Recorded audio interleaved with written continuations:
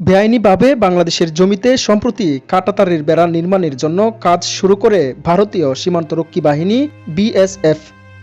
বিজিবির পক্ষ থেকে এই কাজে বাধা দেওয়া হলে চাঁপাইনবাবগঞ্জের শিবগঞ্জ উপজেলার চৌকা সীমান্তে উত্তেজনা শুরু হয়। এই সময় মাটির বাংকারে অবস্থান নেওয়া বিজিবির সদস্যের পিছনে কাস্তে হাতে অবস্থান নেন স্থানীয় এক কৃষক। মুহূর্তেই ওই কৃষকের ছবি সামাজিক যোগাযোগ মাধ্যমে ভাইরাল হয়ে যায়। ওই দিনের বিষয়ে জানতে চাইলে বাবুল আলী বলেন, কাঁটা তারের বেড়া নির্মাণের জন্য ভারতের বিএসএফ মাটি খনন করছিল। এ সময় বাধা দেয় বিজিবি। এতে দুই দেশের মধ্যে উত্তেজনা সৃষ্টি হয়। এই জন্য আমরা গ্রামের মানুষ বিজিবির পাশে দাঁড়িয়েছি, কারণ দেশের মাটি কাউকে দখল করতে দেব না, এমনকি দেশ বাঁচাতে গিয়ে প্রাণ দিতেও দ্বিধাবোধ করব না। এজন্যই সাহস নিয়ে বিজিবির পাশে কাস্তে হাতে বসেছিলাম। তিনি আরো বলেন, এই ঘটনার কারণে আমাদের এলাকার মানুষের অনেক ফসল নষ্ট হয়েছে, বিশেষ করে সরিষার ব্যাপক ক্ষতি হয়েছে, কিন্তু আমরা তাতে কিছু মনে করিনি।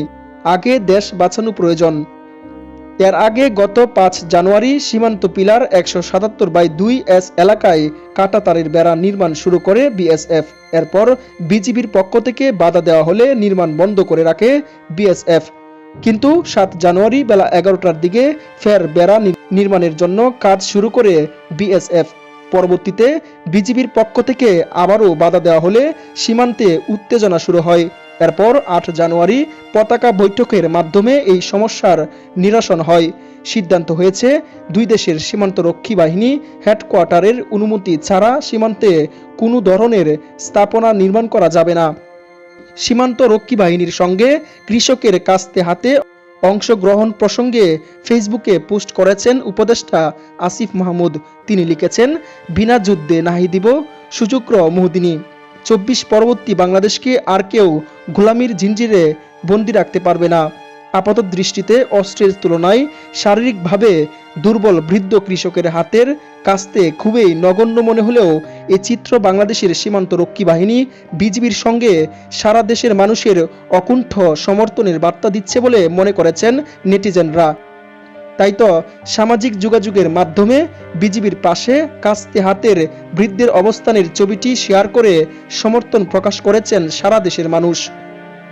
গত 6 জানুয়ারি সীমান্তের ভারতীয় অংশে নোম্যান্স ল্যান্ডের 100 গজ অভ্যন্তরে অবৈধভাবে আন্তর্জাতিক সীমান্ত আইন অমান্য করে আলোচনা ছাড়াই মাটি খনন ও কাঁটাতারের বেড়া নির্মাণ শুরু করে বিএসএফ। এ নিয়ে প্রতিবাদ জানায় এবং বাধা দেয় বিজিবি। সীমান্তে দেখা দেয় উত্তেজনা।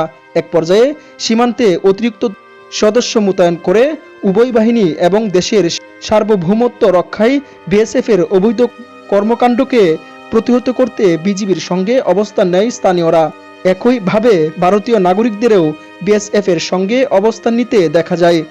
গত 8ই ডিসেম্বর দুপুরে কাঁটাতারের বেড়া নির্মাণকে কেন্দ্র করে উত্তেজনাকর পরিস্থিতি নিয়ে বিজিবির সঙ্গে 3য় দফা পতাকা বৈঠকে এই সম্মতি জানায় বিএসএফ।